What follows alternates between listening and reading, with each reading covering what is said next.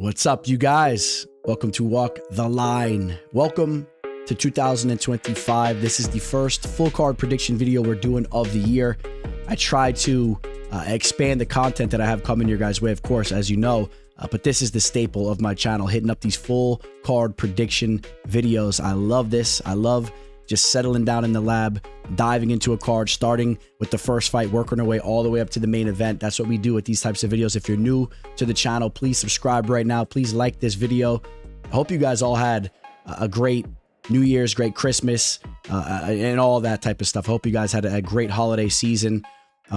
If I look a little different right now, I had family in town for the holidays, had some pets around. I'm still suffering a little bit from the allergies, as you guys can see in my eyes. I'm still suffering from the weight gain from all the pumpkin pie, the ice cream, and the good food that I've been eating for about 3 to 4 weeks straight.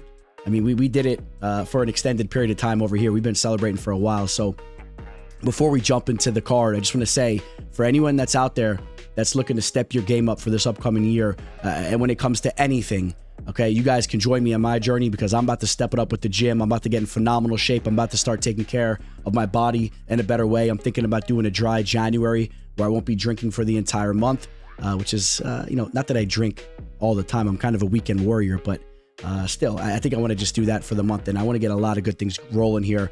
As I've been telling you guys, I have some huge things on the horizon with this channel, and it's all going to start to unravel throughout 2025. I'm not going to continue to chirp about it. I'm just going to kind of let you guys know as we start to notch these things off, and you're going to see them happening. So this is going to be a huge year, and I'm excited to have you guys joining me on my journey as we take over this MMA content game. Okay, I'm gonna take my game to a whole nother level, and I hope you guys do the same for whatever you guys are doing. All right, so I just want to say that real quick. Now we have our first card of the year taking place January 11th, not this upcoming weekend, but the following weekend. It's a rematch between Mackenzie Dern and Amanda Ribas. Now, this fight does carry some weight as far as the future of this division goes. I'm not necessarily saying that the winner of this fight is going to be fighting for the title next, but they're going to be pretty close. Okay, the victor of this fight will be in arm's reach of fighting for the belt, maybe a #1 contenders fight after that.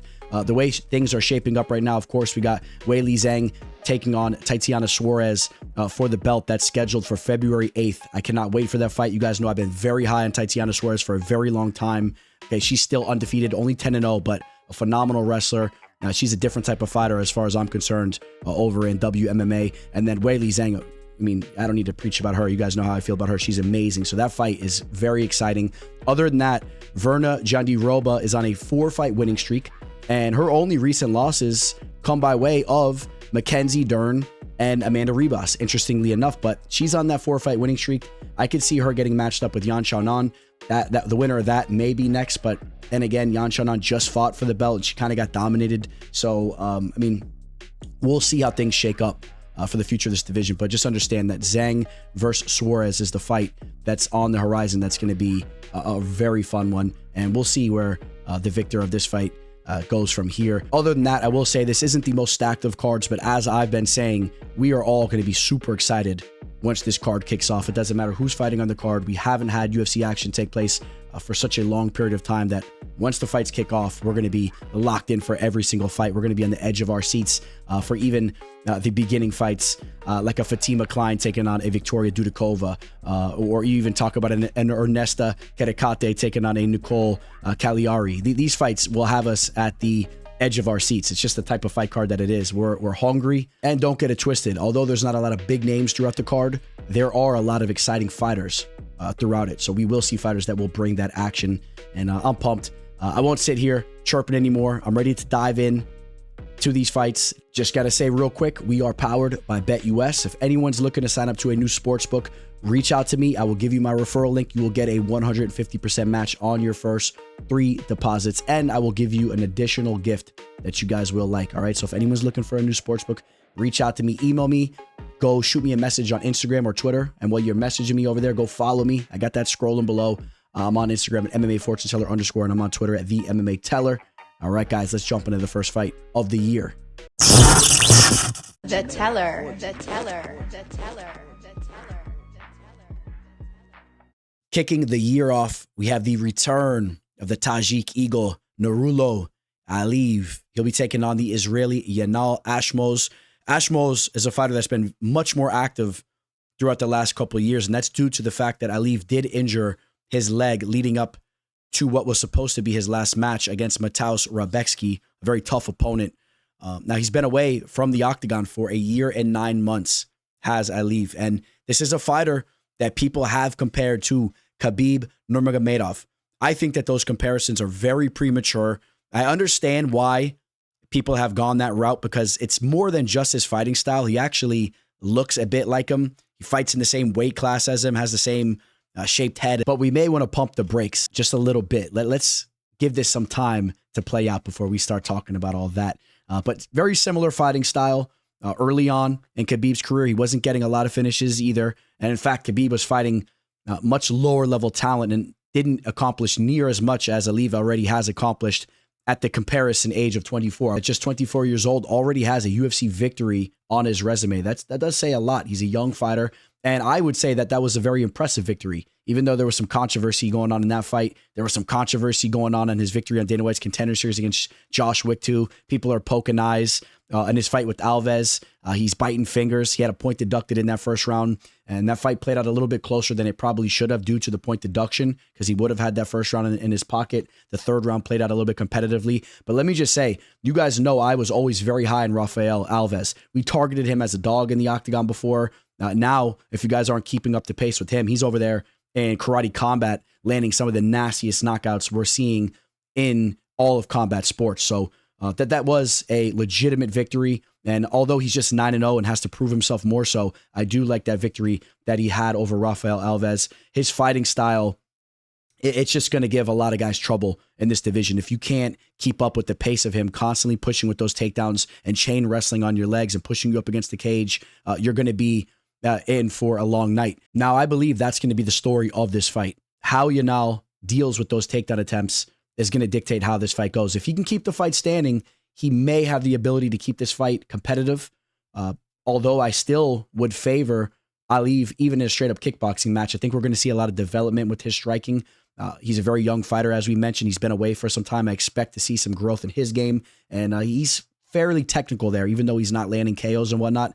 With time, the same way we saw Khabib striking get better and better with time, I think we could kind of see something similar with Aliev because he's that type of fighter. I think he has that type of potential, and I'm not really crazy with what I'm seeing from Ashmouz. But if he can keep the fight standing, it will play out more competitively. We haven't seen Yanal face any type of competition that threatens with the takedown and the wrestling like an Aliev. All right, so it's kind of hard to say how is he going to fare there. You take a look at the competition he's faced on the big stage. He's coming off that victory over Trevor Peek.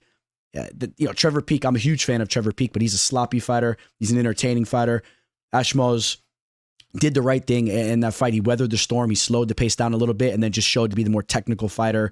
And you throw Aliev with Trevor in the cage with Trevor Peek and do know Aliev dominates that fight with his wrestling. Okay, Peek would just be out of position left and right, and he'd be taken down and dominated if you want to just compare how both fighters would face off with Peek. Before that, Ashmouz loses to Chris Duncan. I believe that fight gives us an idea more than any of his three big fights of who he is as a fighter. Okay, in that fight, he was just a little bit of a step behind, in my opinion, a lower level fighter in Chris Duncan. And I know Chris Duncan keeps pulling a rabbit out of his hat when he's in the cage. I just think that Aliev is going to actually play bigger when he's in the cage. I think he's going to look bigger in there than the numbers even showcase. And Aliev is a fighter that's fought in the welterweight division throughout the majority of his early pro career. And the takedowns are going to be a lot to deal with. I will side with Nurullo Aliev to win a decision. I'm going to say that Ashmouz weathers the storm. He's taken down throughout this fight, but doesn't get finished. We haven't seen him finish thus far, and the majority of the victories of Aliev have gone to a decision. I mean, he will really grind you out there. I kind of see the fight going that way, but don't be surprised if this fight plays out in a wild manner. Maybe there's some bad blood going into this fight. I don't know that to be the case, but maybe with the two fighters representing the countries that they do, maybe there's some bad blood going into this fight. I don't know. I know Aliev brings a lot of energy into his fights. He looks like he's always looking for some controversy and some beef inside the cage anyway. Maybe we see him biting on some fingers once again. Let's take a look at this betting line. He opened up on BetUS as a -400, a 4-1 favorite. He is now settling in right around a 5-1 favorite. He's a -500. Okay, so we still have some time before this fight even takes place. The line's trending downwards. He may settle in as a -550, a -600. People have a lot of confidence in his potential. He has a country that's really backing him. He's really their prized possession when you think about Tajikistan, who's starting to put out more and more fighters in the UFC and in MMA as a whole.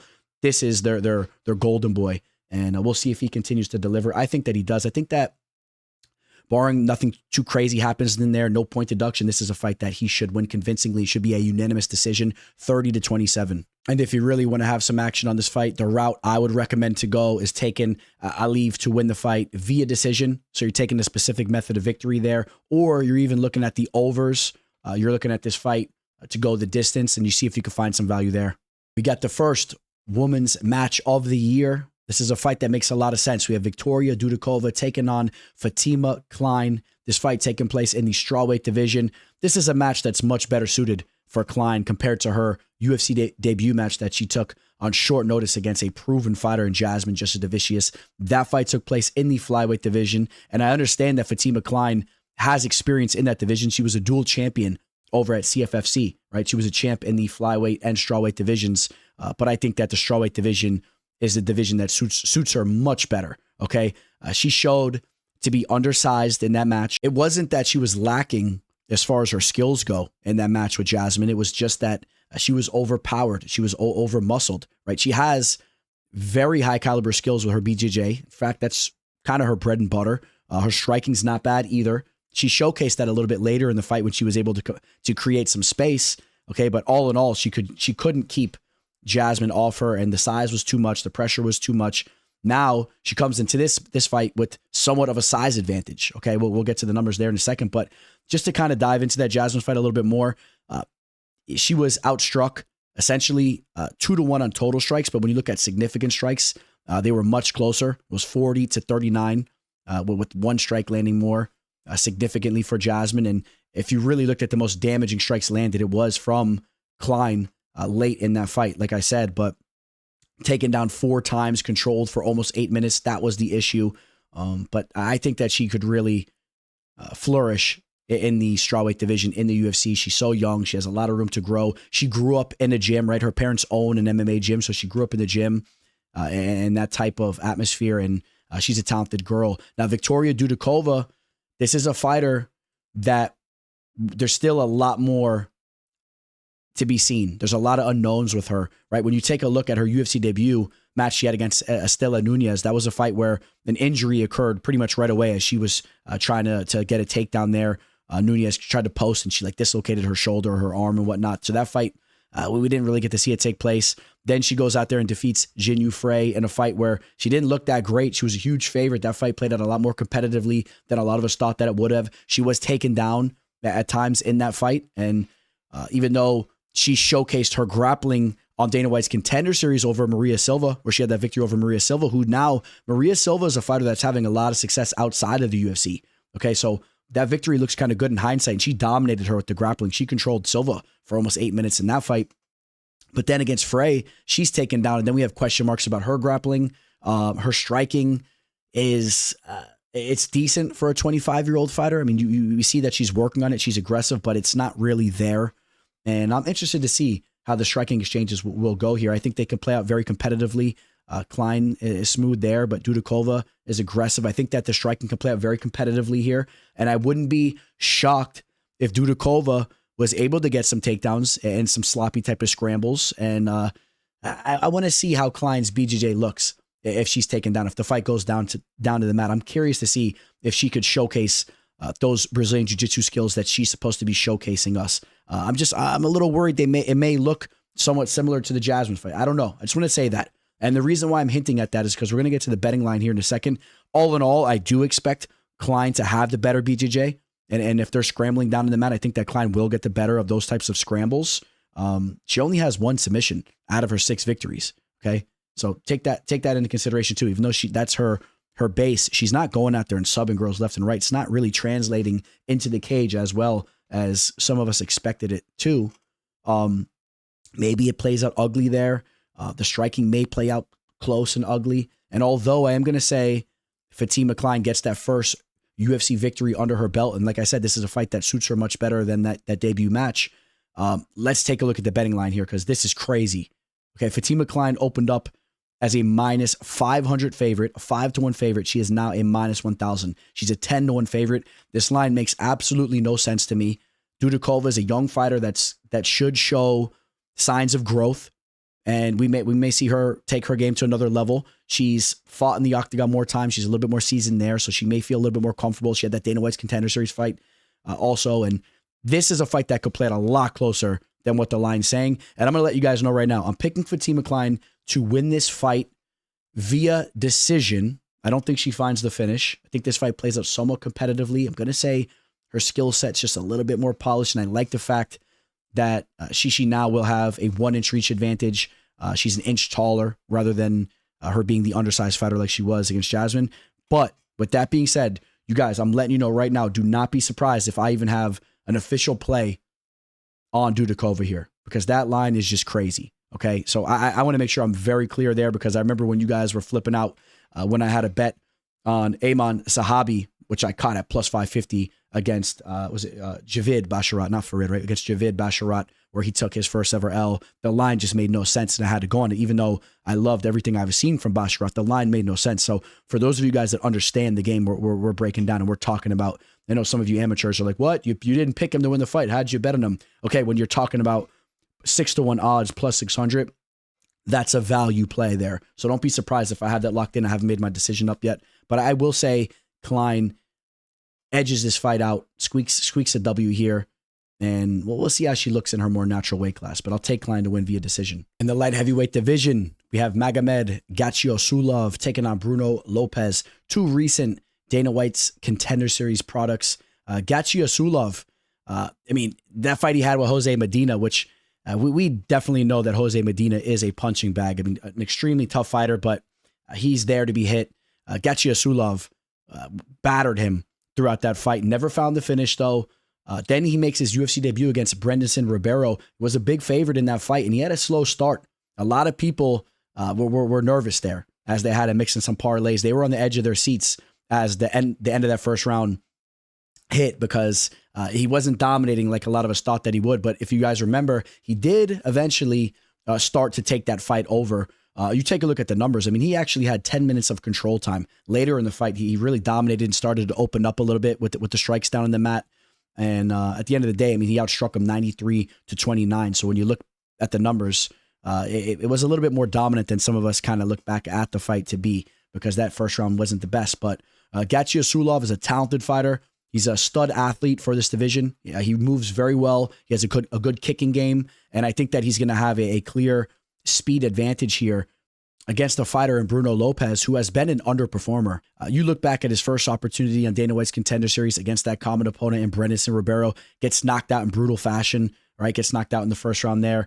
He bounces back with 2 victories since that loss, but even the victory that he had in his last fight against a fighter that I'm not that high on, and Michal Seshiniani, that was a fight that I don't put too much stock into it. He eventually gets that finish in the second round. Seshiniani came in with a lot of extra weight on him, and I don't know how professional of a fighter he is, and that was a fighter that had a very padded record. And I'm not crazy about what I've seen from Bruno Lopes. I think that he's a fighter that will drop the ball multiple times throughout his UFC career, however long it lasts. And Magomed Gadzhiyasulov is a fighter that has a lot of things to work on. I do see some mental holes in his game. It looks like at times he's a little hesitant at times, but that's not necessarily a bad thing as well, because some of that hesitancy that he's shown, it correlates to him being a safer fighter, right? He's only absorbed 1.37 strikes per minute fighting under the UFC banner, which in a limited amount of fights. But even if you look at his regional fights too, he's a fighter that doesn't take a lot of damage. He's very safe. Okay. He's using his footwork. He's circling. He doesn't want to sit in the pocket and exchange. And fighting in the light heavyweight division, that's a smart move. Okay. It's like he's already learning some of those Andrei Arlovsky tactics that took Arlovsky 30 years to learn. He's already learning it early on in his professional career, as he's only 31 years old and has his prime is weight on the line, especially in this division. And I think that's smart. He could use his athleticism and his footwork to avoid getting caught with the big strike and losing to a fighter that he's superior to. And if I see a knockout take place in this fight, I think that it's Gadzhiyasulov landing a strike on Lopes with that speed advantage that we talked about that Magomed will have. Lopes freezes up a little bit at times. He's there to be hit. Lopes, a well-rounded fighter. Okay, it's not like he has a glaring hole as far as the striking or his grappling goes. He's a well-rounded fighter, has about an even amount of finishes when he's getting the job done.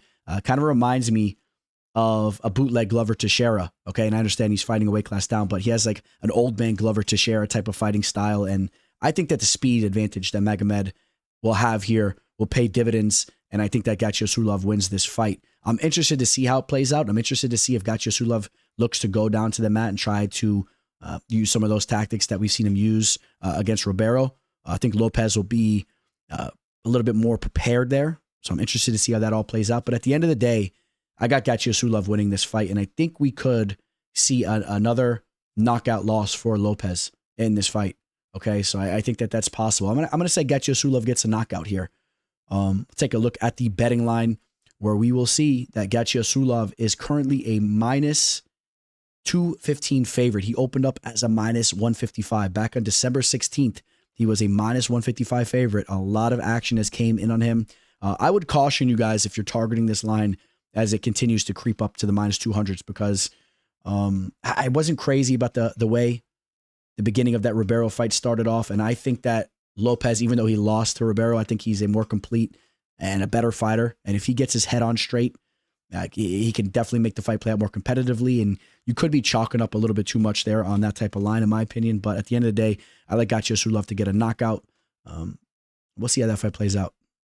We head over to the women's flyweight division, and I'll let you guys know right off the rip, we have a very interesting betting line for this fight. Ernesta Kareckaite is taking on Nicolle Caliari, two fighters that come off Dana White's Contender Series with very impressive performances. Different types of fights, right? Both fighters have very different types of fighting styles. Kareckaite, a striking first type of fighter. Caliari, a grappling first type of fighter. And that's exactly the type of tactics that they used to get the job done when they fought on DWCS, where they both got the contracts. Kareckaite had a different type of fight, though. It was a very competitive fight. In fact, in my opinion, it was the most entertaining women's fight we've ever seen on Dana White's Contender Series. The pace was crazy. She did squeak by with a split decision victory over Carly Judice. Nicolle Caliari, on the other hand, went out there and dominated the Canadian Corinne Laframboise, who, if you guys remember that fight, Laframboise was the favorite going into that match. The broadcast team had all their notes written down about her. They were expecting her to go out there and get the job done. And they ended up eventually having to switch their tune over to talking about Caliari because the performance she had was just very impressive. She dominated and she ended up getting that armbar. She looked very physically strong in the clinch where she ripped Corinne down to the mat a couple times. And again, Corinne Laframboise is a fighter that people really hold in high regard. I believe she may have been coming into that fight off a little bit of a layoff. I think she may have had her first child or something like that. There was a little something going on going into that fight, but we're not going to take any credit away from the victory. It was impressive. And this is a stylistic clash. I'll tell you what, I think there's a very realistic possibility that Caliari will have great success with her grappling in this matchup. Kareckaite, in her last fight, in her UFC debut, she was taken down a couple times by Dione Barbosa. Okay, she was taken down twice. She was controlled for almost 4 minutes, but those takedowns were pivotal in the decision of that fight, and she did lose that one. Okay.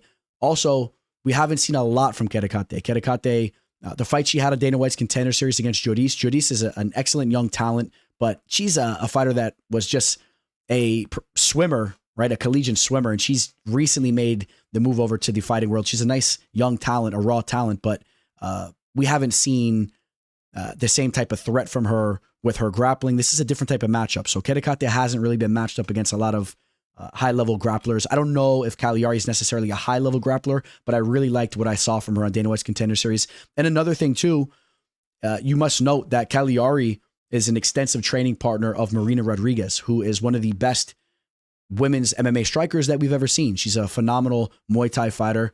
She has her holes in her game, specifically with her grappling and her takedown defense. But when it comes to her striking, it's very high level. So maybe we see some strides from Caliari there, or at the very least, Caliari's not a fish out of water on the feet for as long as the fight lasts there as she looks to get this fight down to the mat. She does need to get this fight down to the mat because if she doesn't, she probably will be on the bad end of the stick there because Kareckaite is the more complete striker and she has a crazy reach advantage here. She has a nice 6-inch reach advantage. She's much taller Okay, she has a 6-inch height advantage, and if she fights from the outside, she could definitely frustrate Caliari.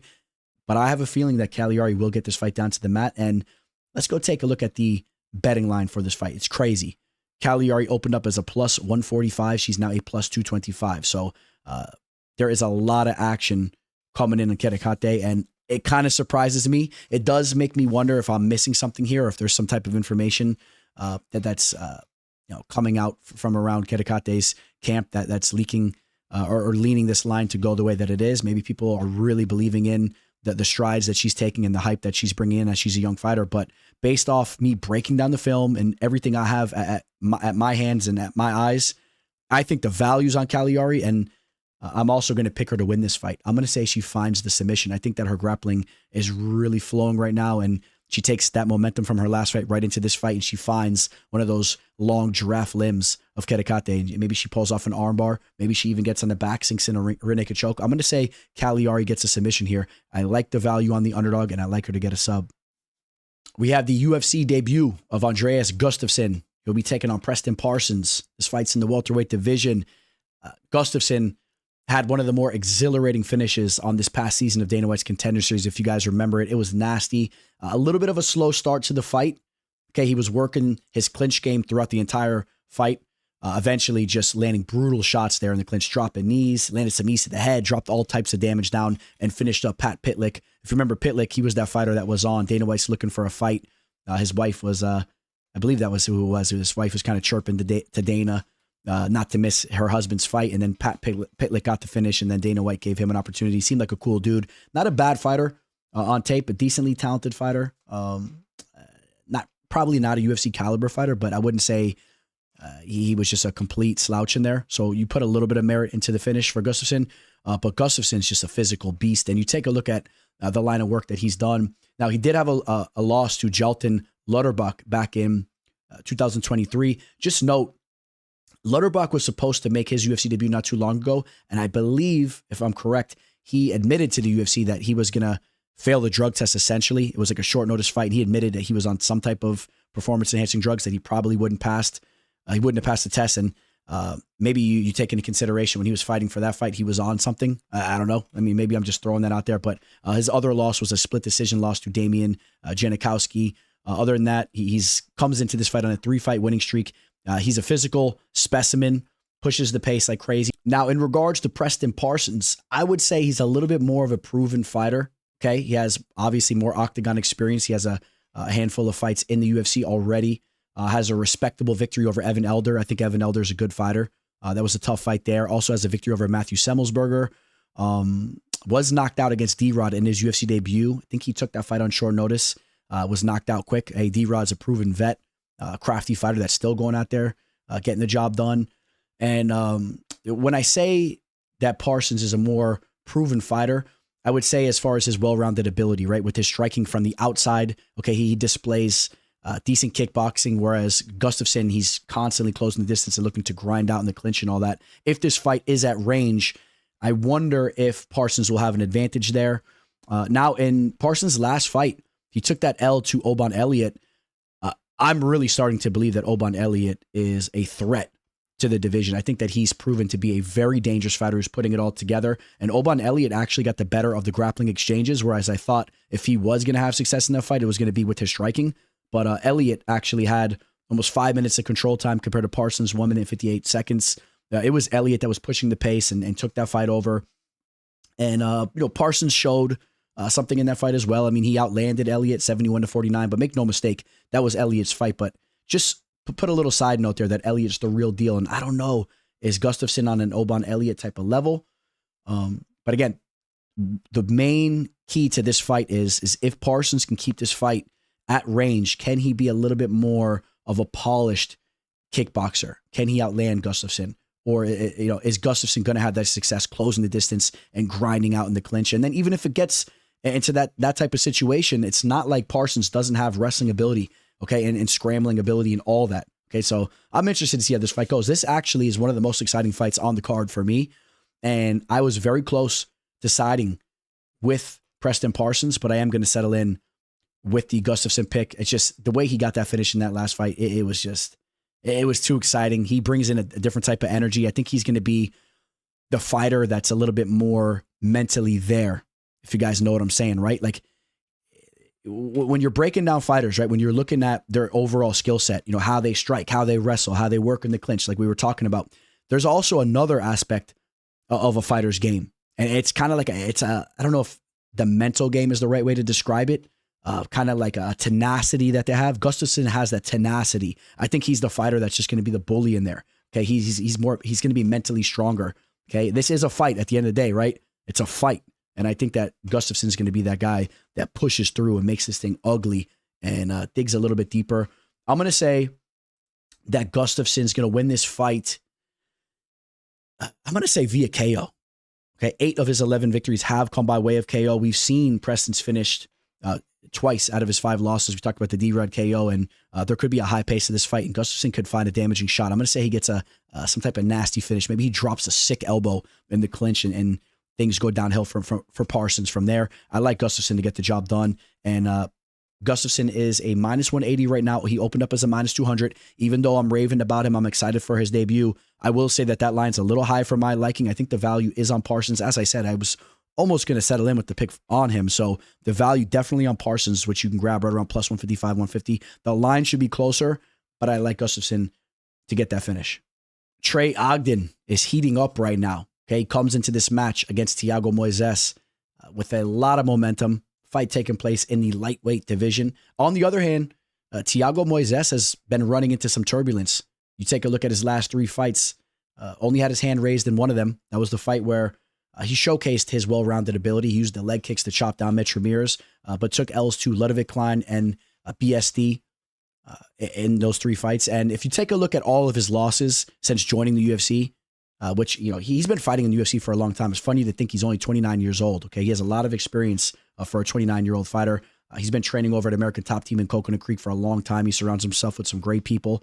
But when you take a look at his losses, it's always against very high-level fighters. Okay, Ludovic Kline, BSD, Joel Alvarez, Islam Makhachev, Damir Ismagulov, Benil Dariush. Other than that, since joining the UFC, I mean, he goes out there and he gets the job done. And he has some respectable victories on his resume. Bobby Green, Alexander Hernandez, Michael Johnson, Christos Giagos. I liked how he handled the Mel Costa fight, went out there, got the 2nd-round sub. Not a lot of high-level victories, though, so it's a little hard to judge exactly who he is as a fighter, even with all of the UFC experience. If you really think about it, it's a little bit hard to put your finger on exactly who he is. Now, you can kind of say the same thing for Trey in the sense that this is a fighter that maybe I even disrespected years ago as he worked his way into the UFC. I mean, when you go out there and you get subbed twice by Thomas Gifford, fighter that I've seen fight live before, I've seen him dominated in the cage live, and a fighter that probably should have never been fighting in the UFC. When you go out there and get subbed in the first round twice by Thomas Gifford, you take a submission loss to Nick Brown over in the LFA, before finally making your way into the UFC. I mean, I kind of did always look at him as a lower level fighter that would really never come to. And it's crazy to think that now he's really starting to put it together. He has a respectable victory over Daniel Ziliber. He's on essentially a 3-fight winning streak. Remember the Nicholas Mota fight, that was a finish. Okay, the ref stopped the fight too quickly. He was dominating that fight. His grappling has really came around. And although he's been subbed by fighters like Thomas Gifford and has been subbed in 3 of his 6 losses, it's funny because his grappling is kind of his main skill set. He's very dangerous there, but also his striking's coming around. He's not the most technical fighter, but he makes his style work for him. He pushes the pace and he's feeling himself in there. He's coming in phenomenal shape. He's a fighter that really has taken over that Midwest scene after James Krause had his unfortunate scenario unravel. You guys know the whole story with James Krause. Ever since then, it's like Trey just picked things up, right? I think he owns a gym out there. I know he's coaching. He's one of the top young coaches in the game that's fighting while he coaches. And he's just putting it all together right now. So he comes in with a lot of momentum. I think you guys know where I'm going with my pick here. I think that Trey, his grappling has evolved so much. I think he can avoid being subbed by Thiago Moisés. I think he can make this somewhat of an ugly fight. I don't know if ugly is the right term, but just kind of a fight that doesn't let Thiago Moisés play that cute, clean outside game with the calf kicks, or just where Moisés can close the distance and jump up on your back and put you in a rear naked choke. I think Ogden can make this a fight that plays out a little bit more so, and I think that he can kind of inflict some damage on Moisés and break Moisés a little bit, at least to the point where he can do enough to get the job done here. I'm siding with the dog. I just think that the momentum that Trey's bringing into this fight, it's really something to talk about. And I think that he can go out here and defeat Moisés, who tends to fall short in his big fights. And I think this is a big fight. First fight of the year for 2025. He's lost 2 of his last 3. He has his back up against the wall a little bit. I know he's hungry, but I think that Ogden's just as hungry. He really wants to make a run in this division, wants to go on a 4-fight winning streak. Give me Trey Ogden to get the job done. I'm going to say he wins via decision. It may play out closely, maybe a split decision. We'll see if it's unanimous decision. I think it goes to the judges' scorecards, though, and Trey does enough to squeak by with the victory. He is a plus 150 underdog right now in BetUS. I think there's some value on his line. Marco Tulio Silva, one of the rare shoot box fighters that's not fighting in the lower weight classes, right? This fight taking place in the middleweight division. He's taken out Ihor Potieria, a fighter that used to fight in the light heavyweight division. He settled in to the middleweight division. It suits his frame more so. Now, he's a fighter that's rarely getting his hand raised these days. But one thing we could say for sure is that he always goes out there, gives it his all. He's an entertaining fighter, and that's why the UFC is continuously giving him these types of opportunities. Okay, he's, in fact, lost 4 of his last 5 fights. He's lost 5 of his last 6, I believe. Let's see, 1, 2, 3, 4, 5. 5 of his last 7. Did have the victory over Robert Bryshek. Did finish the old Mauricio Shogun Rua, the shell of Shogun Rua, went out there and battered him in the first round. But besides that, he's just not getting his hand raised. Now, he's been in there with decent competition. I will say that. Cesar Almeida's the real deal. Michel Pereira's the real deal. Rodolfo Bolato's proven to be a good fighter. Carlos Olberg is a threat in the light heavyweight division. So we understand all that. And I will say this, Potieria has shown to be a more well-rounded fighter than I initially thought that he was. He's light on his feet, kind of has that Conor McGregor karate type style, if you will. You know what I mean? He's light out there. He'll kind of pepper you up with his striking. He can go down to the mat if he needs to. He's decent there. But I would say, he's a little below average everywhere the fight goes, if we're being honest. While on the other hand, Marco Tulio Silva is a fighter that does showcase some legitimate potential. Dana White was a little hard on him with his first performance on Dana White's Contender Series, where he went out there and defeated a legitimate fighter in Yusri Belgari, who's now going to be fighting in the UFC. He's a fighter that went back out and got the job done on Dana White's Contender Series. The huge ex-kickboxer who had a victory over Alex Pereira, who now trains with Alex Pereira. Okay, so that was a solid victory, even though it wasn't the most entertaining fight. You got to give him credit for going out there and doing that. It shows the level of skill that he has. And then in his second opportunity on Dana White's Contender Series, he went out there, he got to finish in the second round, and he got the contract, and he's a well-rounded fighter, and I think that he has some legitimate potential. I think he's the better fighter anywhere this fight goes, and I do expect him to not only get the job done, I think there's a very realistic possibility he gets the knockout over Potieria. If he brings the fight and really looks to go out there and put on a showcase like he did in that last Dana White's Contender Series fight, he can find the finish here. He really can, and Potieria is vulnerable to being finished. We've seen him finish numerous times, and that's kind of the route I'm going to go here. Now, I will say this. We go over to the betting line.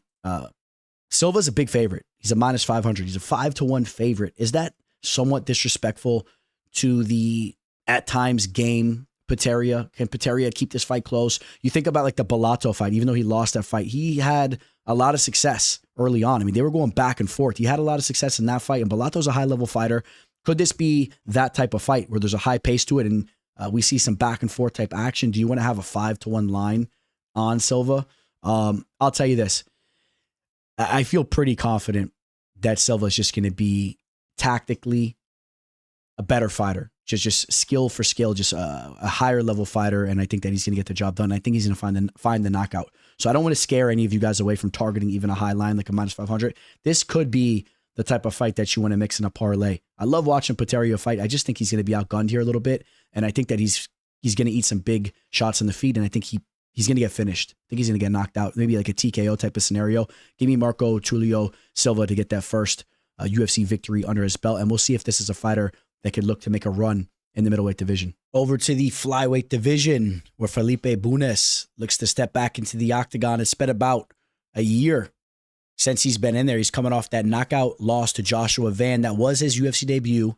Now, Jose Johnson, on the other hand, He hasn't been extremely active. He only fought once in the last year. The last time he was in there was 6 months ago.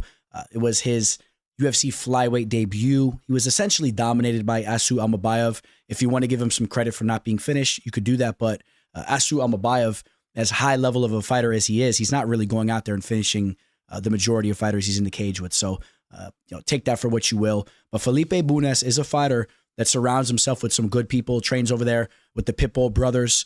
And even though he's a fighter that's 13-7, I really don't believe that's indicative of who he is as a fighter. Okay, when you take a look at his losses, they are very respectable losses, and he's a well-rounded fighter.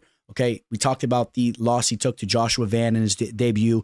Joshua Van is a fighter that I have as one of the dark horses in this division. You guys know I'm extremely high in him, especially when you take his age into consideration. Okay, now he was subbed by Jussier Formiga, a perennial contender in this division years ago, and probably a fighter that could still hang in this division. I mean, he's a fighter that has very high level BJJ. He was able to pull that choke off. Take that for what you will. You take at the losses that he had against fighters like Imran Bukiev or Murad Magomedov or Mansour Kutiev. These are fighters that are legitimate. Okay, so understand that. And all those losses, they went to decisions. I mean, these are high level fighters that are fighting over there in ACA.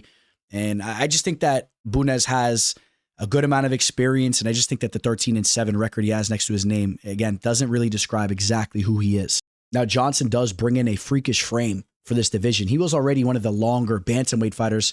Then he drops down to the flyweight division. I believe he has records as far as his measurements go for the division, right? He has a 72.5-inch wingspan. He will have about a 5.5-inch reach advantage here.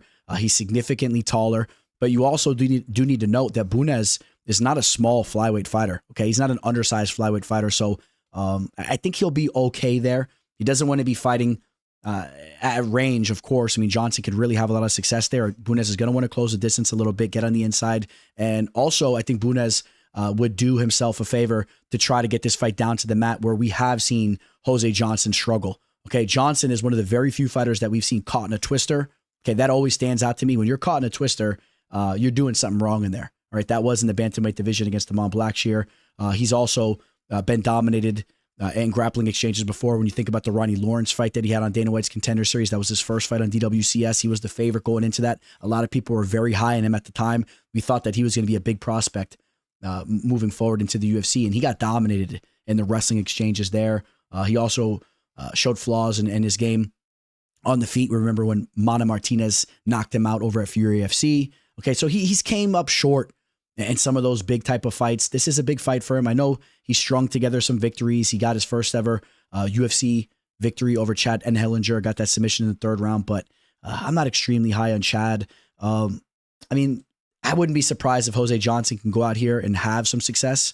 We saw the way Bunes looked in his UFC debut, where he did kind of slow down as the fight went on, but I kind of merit that more to Joshua Van, just being a fighter that picks up the pace as he goes. I just think that was more credited to Joshua Van than Bunes showing to have flaws in his game in that sense. I think he should be able to hang as this fight goes on. He's a well-rounded fighter. We've seen him go out there and crack fighters before, right? The fight he had prior to making his UFC debut, he went out there, knocked out Yuma Hiroyuchi in the first round. Okay, he's shown that type of power. And even though he's a fighter that only has 2 documented submissions, there's 6 other unknown types of victories.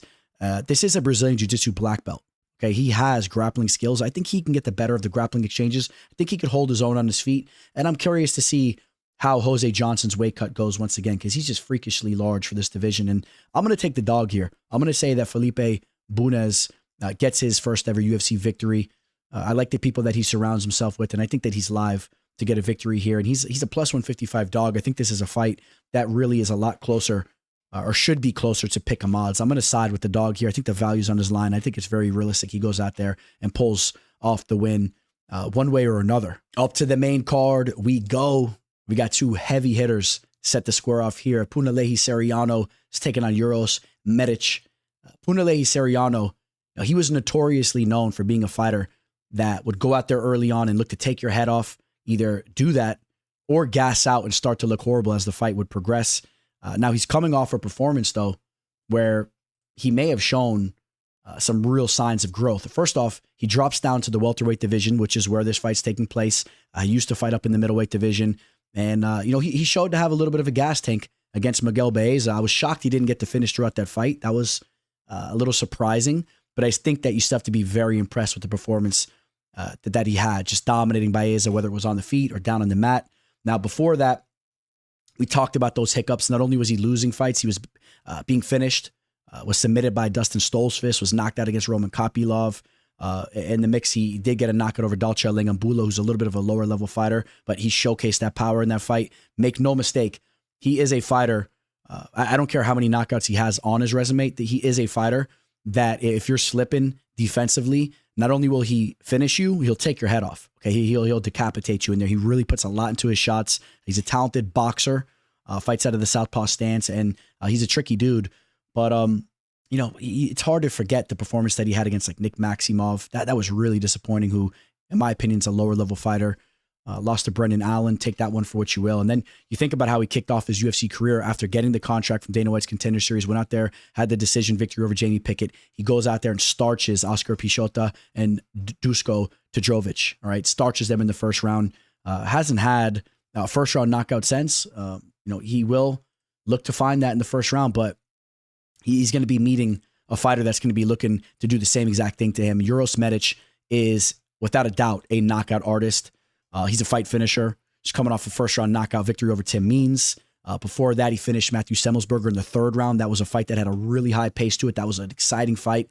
And you saw the durability that he showed on the feet. He never looks for a way out. He's willing to go to war. And I think that Medic will have an advantage in this fight as it goes to the later rounds. Even though Soriano showed some growth there in his last fight, I think that this fight will be more competitive and Soriano will have more adversity to deal with. And I'm just not willing to turn the page on the cardio issues that I've seen from Soriano, especially when I see Medic just thrive in the later rounds. And if you want to take a look at Medic's 2 losses, they were without a doubt due to his grappling issues. Okay, he's not a high-level grappler. I don't know if Soriano is going to be able to exploit him there, though. Obviously, Medic is working on that aspect of his game, and I expect to see a little bit of growth there. And even though Soriano had a success with his grappling in that last fight, I'm gonna say that Medic is able to keep this fight standing for the most part. He doesn't fall to a situation like he did against Turner and Oral Bay, who Oral Bay is a very high-level grappler too. But I think that this is more of a competitive kickboxing type of fight, and I favor Medic to get the better of that style of fight. And I like what he brings to the table. I think that Medic can find a knockout here. I really do. I mean, he can go out there, he can knock anybody out. He has 8 knockouts out of his 10 victories, okay? He's a fight finisher with his striking. And I'm going to say he gets the knockout. Soriano is shown to be pretty durable, even though we've seen him knocked out before. He's a pretty durable dude, but I wouldn't be surprised if he slows down and Medic takes advantage of that and gets him out of there. I'm going to say Medic gets a 3rd round TKO, a knockout TKO type of victory there. And we'll take a look at the betting line where he's settling in as a -190 favorite. Some slight line movement going on, but not really drastic in any direction. Opened up as a -2.5. He's a -190 now. So the line coming down a little bit. If you're on the Medic side like I am, you want to wait on this line. Hopefully it continues to trend that way. I would caution you if you're targeting it up in the -200 range. It shouldn't be that wide in my opinion. Soriano's coming off a phenomenal performance. I still like Medic, but Medic is a fighter that has shown issues with his grappling. I wouldn't cough up anything up in the 200 range. If it continues to come down, maybe you can reach on that. But I like Medic to get the job done at the end of the day. Here we go. We got the UFC debut of the Phenom, the young Phenom at just 23 years old. Austin Bashi comes in to the UFC. He's going to be taking on C-Rod Christian Rodriguez, a proven fighter, a fighter that I really have a lot of respect for, even though he's a little bit in my doghouse based off of his last performance. We'll talk a little bit more about that in a second. But I want to talk about Bashi, man. This kid, 23 years old. He's already 13-0. Turned pro when he was 18, about 5 years ago. Very well-rounded, although I will say it's his grappling that really stands out to me. As we saw in his Dana White's Contender Series fight, he was able to go down to the mat and pull that rear naked choke off against Dorian Ramos, who was a tough veteran there, an older fighter. And Bashi just showed he was very game. Now, on the feet, Bashi is explosive too, very muscular and quick-twitched. I think that he has a world of potential. I don't think that it's unrealistic to say that Bashi will have a number next to his name in the future. He'll be a ranked fighter. We'll see if he can maybe fight for the belt one day. I mean, maybe that's a premature statement, but I think he'll be a fighter that at the very least has a number next to his name one day. I mean, he's a legitimate prospect. He's a blue chip prospect, and I'm very excited to see how far he could push it. Now, what's interesting about this match is both these fighters have been looked at as undersized featherweight fighters. They're both fighters that have fought, I would say even the majority of their fights, right, in the bantamweight division.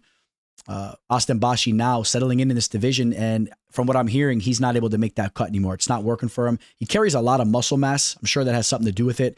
C-Rod, on the other hand, this is a fighter that is undersized as well, but he gets away with it as he has great cardio, and he's a tricky, well-rounded fighter. We saw in a recent fight that he had with Isaac Dalgarian, who's a similar type of fighter as Bashi is, in the sense that he's very physically strong and can use those wrestling skills to try to dominate you. We saw C-Rod constantly defending and making that fight play out competitively. I know that was a fight that a lot of people thought that Dalgarian should have won. It was, at the very least, it was competitive, and you got to give some credit to what C-Rod did in there. And if C-Rod can do those types of tactics in this fight and get this fight to play to the later rounds, we'll see if he can try to, I wouldn't say expose Bashi, but get Bashi to go to places he's never been. Okay, there is that type of potential. And we've seen C-Rod do that to Raul Rosas Jr. as well, right? A young phenom who he made that fight go to the later rounds, and Raul was breathing kind of heavily and wasn't able to perform the same way he usually does early on in his fight. So I'll tell you what, I think that Bashi is a fighter that's more well-rounded than Raul Rosas Jr. I think his ceiling's much higher. So just to put things into perspective there.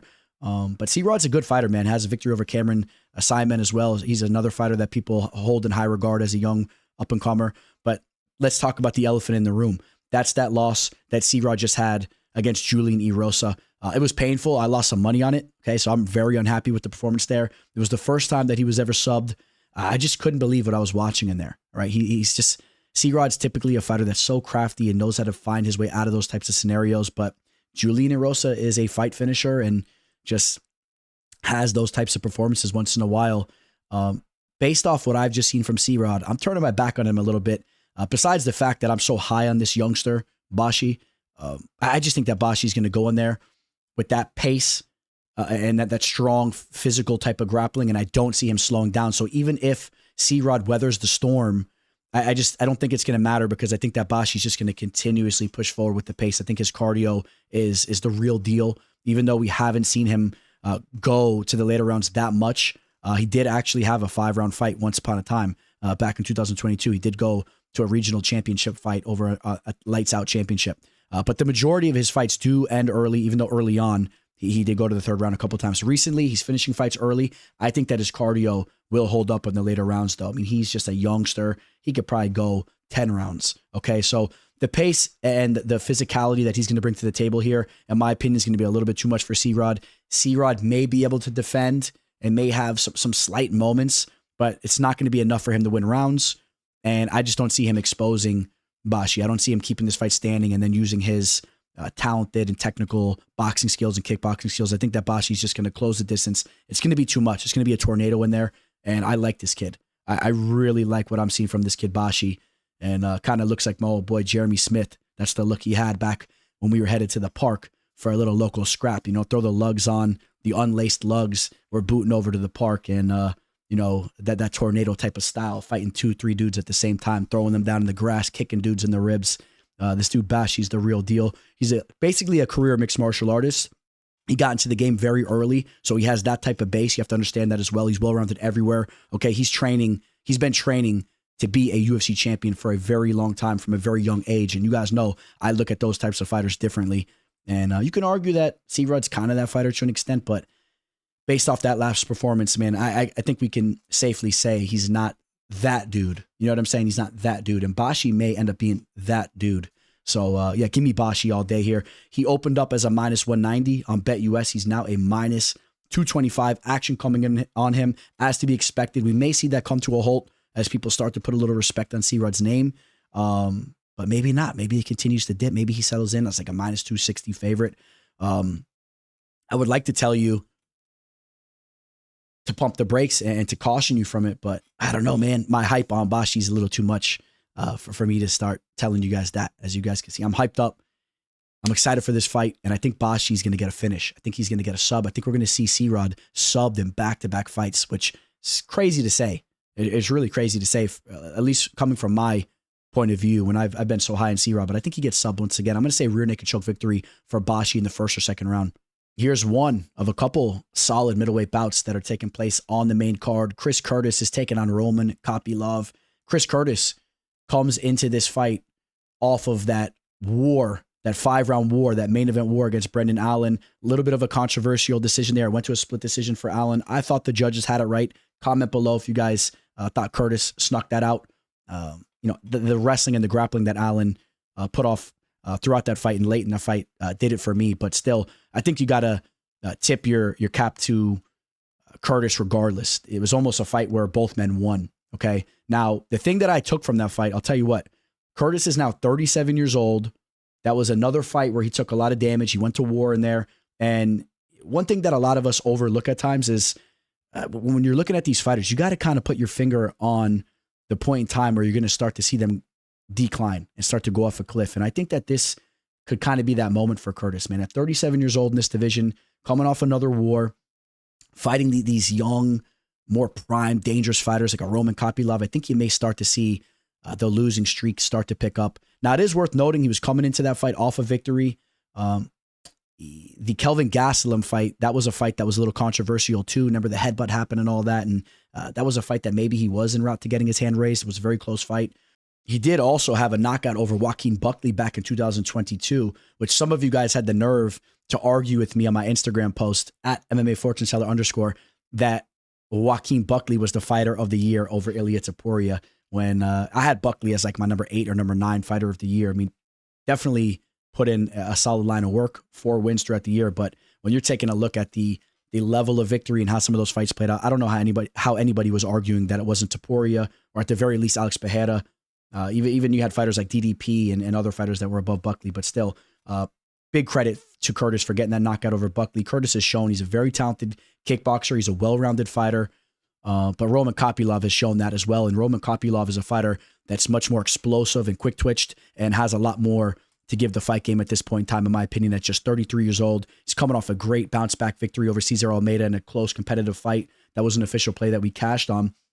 Before that, he took, I wanted to say his first ever loss in the octagon, which obviously it's not because he did have some turbulence as he kicked off his UFC career. But once he got it going, once he started to go on that win streak, the Anthony Hernandez was the first fight that derailed him there. But Anthony Hernandez is a different type of animal, okay? He's extremely well-rounded. Now, he's one of the dark horses of this division. He could wrestle. He could push the pace on you. He's a different type of fighter, and he broke down Kopylov. He got that submission, but Curtis isn't the same kind of threat.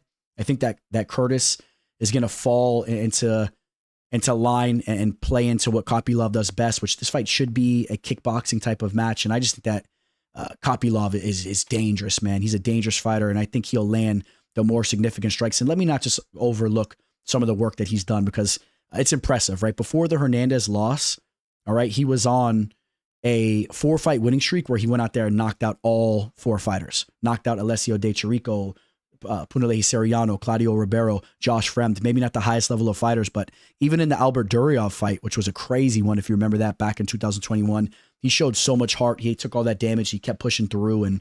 But that's where we really saw the development start to come in his game. And I think that his time is just more now than a Chris Curtis. And I like this fight for Kopylov. Curtis eats a lot of damage. He absorbs 6.1 strikes per minute, although he lands at a very high rate as well. But I think Kopylov is going to be landing, and I think it's going to be more significant. And I like Kopylov to win this fight. And I'm actually going to say, in a fight where there's a very high pace to it, even though Curtis has been very durable, he's getting up there in age, there is a realistic possibility that Kopylov can get him out of there. That's what he does. 11 of his 13 victories have come by way of knockout / TKO, and it's very likely he could do it once again. This is a fight where we could see a knockout. Wouldn't be shocked if it goes to a decision, but either way, I like Kopylov. I do like Kopylov, whereas you take a look at this line, he's a minus 260. It is pretty steep. You could definitely say the value is on the dog here in Curtis, but I want to give you guys my gut. I think that Kopylov rises to the occasion and thrives in this fight and gets the job done pretty convincingly. Even if he doesn't find the finish, he wins a unanimous decision. So back-to-back exciting middleweight bouts here. We got Abdul Razak Al Hassan taking on Cesar Almeida. Abdul Razak Al Hassan is coming off of a fight that did end in a no contest. Listen, it's very hard to say that he should have won that fight via knockout. And I'll tell you why. Even though he was dominating Cody Brundage in that fight and was very close to getting the finish, Brundage was starting to compose himself before he started getting hit with those shots to the back of the head. That's why the fight was stopped. But the problem that I have with just chalking up that fight as a guaranteed win for Al Hassan is the fact that he's showcased throughout the years to have some of the worst cardio and conditioning in the octagon. Okay, you think about some of the performances he's had. Like the one that stands out the most to me is his fight against Minor Lazez, where he was looking so good early on, and then he could barely lift his arms up as Lazez just picked him apart for 15 minutes. Okay, he's a very explosive, quick-twitched fighter that is one of the most dangerous fighters in the first round. But if he doesn't get you out of there, how is he going to look later on? And he's had his scattered L's throughout his career, to say the least. But we will put a little bit of respect on the level of fighters that he was facing off against. But yes, he will be dangerous to land a knockout against Cesar Almeida because he's dangerous to get a knockout against anybody. But Cesar Almeida is a fighter that's never been knocked out as a professional in the MMA world. He's also shown to be very durable in the kickboxing scene, fighting super high-level kickboxers like Donovan Wise and Alex Pereira and all that. And I just don't see Abdul getting that knockout. And as this fight goes to the later rounds, I think that Cesar Almeida is just going to be picking Abdul apart, and he's even likely to find that finish as the fight progresses because he is a tactician there. Okay, he's going to be finding the mark and landing heavily. If Abdul slows down, Cesar will just continue to pick it up. He shows that very good cardio and conditioning, and shows to be a fighter even though he's at 36, is really just starting to put it together as he had a late start to his MMA career. And I like Cesar Almeida to win this fight. You take a look at the betting line. He opened up as a minus 255. He's now a minus 300. So he's a big favorite, even against a dangerous fighter like Al Hassan. And I think there's a reason why that's the case. And Almeida comes off that somewhat competitive fight with, or a competitive fight with Kopylov, who we just raved about. That fight went to a split decision, and he's hungry. This should be Almeida's fight all day. So it looks to be the first co-main event of 2025. A little bit of an interesting choice here. Santiago Ponzinibbio at 38 years old. Okay, not to disrespect him because he's a great dude. I've met him before, and a very talented fighter, and a fighter at one point in time was really making a run in this division. And people had him chalked up as the dark horse. If you remember when he was going on his run, poking Gunnar Nelson right in his eyes before he knocked him out, and then doing all what he was doing. But he's still showing to be very competitive. Now he's taking on Carlston Harris, who's shown to be a tricky fighter and has some big victories on his resume. But let's talk about Ponzinibbio here for a second, right? At 38 years old, you take a look at his recent losses. What stands out to me is that they've all been pretty competitive. Besides the Kevin Holland loss, that was one where he really dropped the ball, was finished in the third round, but had a split decision loss to Muslim Salikov, who's still going out there and doing his thing up there in age. Had a knockout victory over Alex Morono.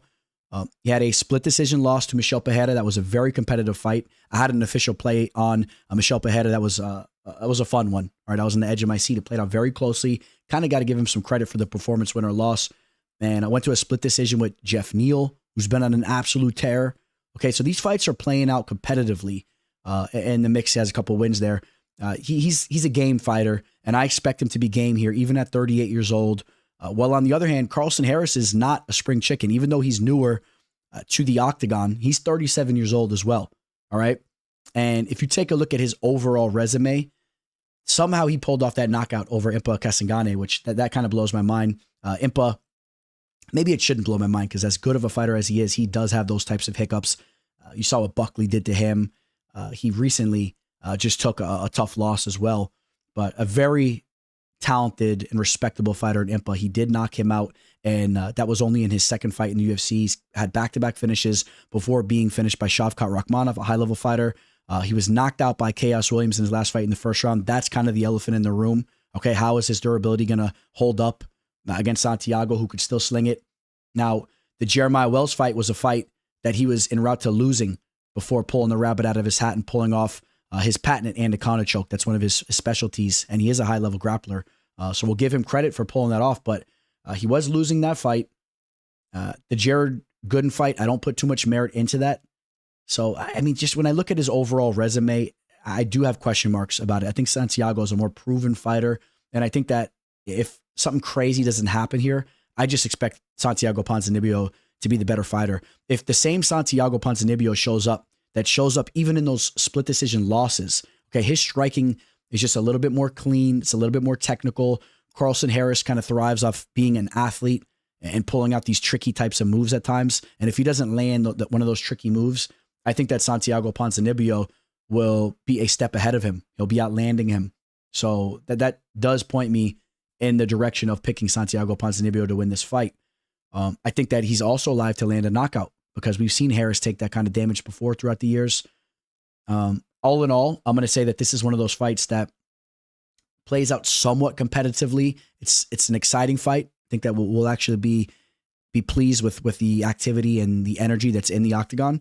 And I think Ponzinibbio will be a step ahead. I think he lands cleaner with his boxing and his overall kickboxing. And I'm going to say Santiago Ponzinibbio wins a decision, which when I first was looking at that fight, I was close to leaning towards Harris's way. There were some things that I thought I would have liked from his side, but the more time I spent diving into the fight and breaking down the tape, it did really stand out to me to be on the Ponzinibbio side. So let's take a look at the betting odds here, which this is one of the closer fights of the card. In fact, it's about as close as it gets. Ponzinibbio opened up as a plus 120 underdog.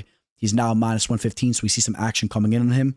All right, this fight's at pick'em odds, so pick your poison. I like the crafty veteran Ponzinibbio, and like I said, I met him actually in backstage at a Titan FC event. It was pretty cool. Dana White was there. If some of you guys seen that video of me where I meet Dana and take a picture real quick.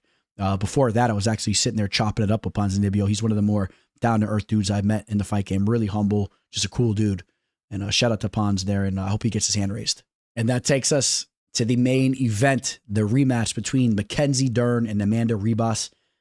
Ranked fighters, respected fighters. We talked about in the intro the importance of this fight. The winner of this fight may be one more victory away from fighting for the belt. You never know, because the top of this division is a little shallow.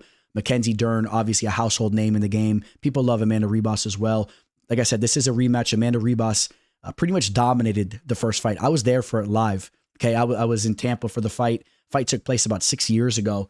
And Amanda Ribas, stylistically, she's just a very tough fight for Mackenzie Dern because she's a high-level jiu-jitsu player, a Brazilian jiu-jitsu black belt. We know her dad has a lot of respect in that world, and she's been learning the jiu-jitsu game from him since she was a young kid. And she's able to basically stifle any type of grappling attack that Dern has, and she proved to be the better striker in that first fight. Okay, her striking has gotten better and better throughout the years. Even though she's very vulnerable defensively, she pushes a very high pace with her striking. And I do expect her to do a lot of what she did in the first fight, which is just out-voluming Dern and pushing that pace and outlanding Dern. And I could see Dern bloodied up in this fight just like she was in the first fight. And, since that last fight, just to take a look at this real quick, since that last fight, which took place a long time ago, look, we're scrolling down here. Where is she? Mackenzie Dern. Are you hiding from me?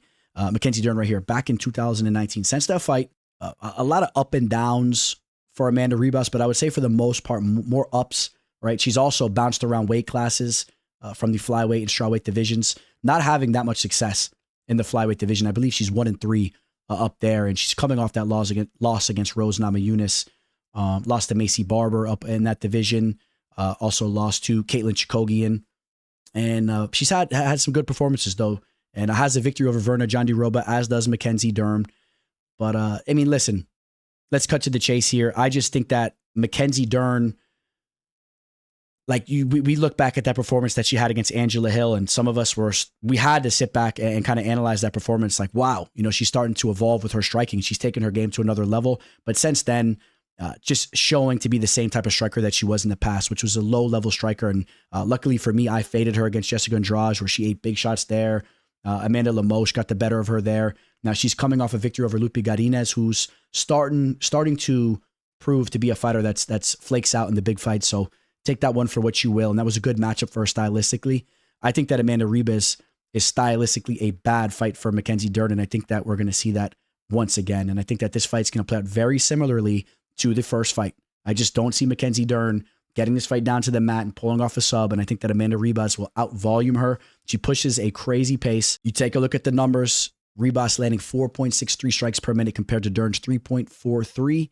while only absorbing 3.4 for Ribas, while Dern absorbs 4.12. You know, so, and you see it on tape. Ribas shows to be better offensively, more active offensively, and also maybe I'll pump the brakes a little bit there. But yeah, I will say defensively, she shows to be a little bit better than Dern. That's a low marker because Ribas does have her flaws defensively as well. She is there to be hit. She's bloodied up a lot in her fights, but she's very tough and she's a little bit more willing to push through it. Okay, so I will take Amanda Ribas to win this fight. I'm going to say she wins a unanimous decision. I don't think that she finds the finish. I think this is one of those types of fights where they're going at it and Ribas is getting the better of the fight. Ribas opened up as a -160. She's now a -210. The line should really start to flatten out. I don't expect it to go back the other way too much. I think Ribas should settle in right around a -220. Give her a take there, and we'll see. We'll see. Maybe people start to chomp on Dern. I mean, Dern is a fighter that's name carries a lot of weight, but I think if people are really doing their homework and really getting the right information, they won't be targeting Dern. All right, that's the way I see this fight. So give me Ribas to win the first main event of the year via unanimous decision, and the value you get Ribas anything from -210, 220 down. I think the value's still on her. All right, guys, that's gonna wrap this one up. That's UFC Vegas 101. I talked about kicking this year off the right way and really starting to get on our grind and setting our resolutions and getting to them and actually accomplishing them.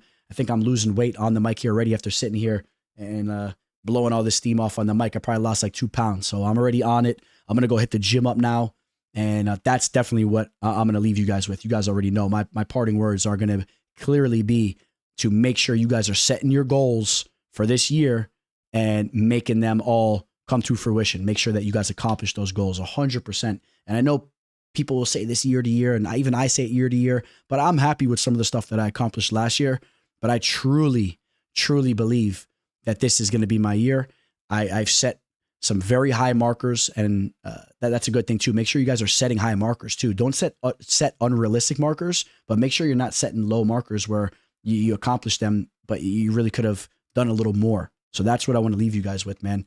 And I really hope all you guys meet your goals, and I'll be with you guys here throughout your journey through 2025. You guys know we'll have weekly content coming to you guys. Please subscribe to the channel. Please like this video if you're new here. You guys mean the world to me. And again, cannot wait to show you what's going to start coming out here on the channel. I'm very excited for it, man. Thank you guys for being part of my journey here. Signing out. Teller. The teller. The teller. The teller.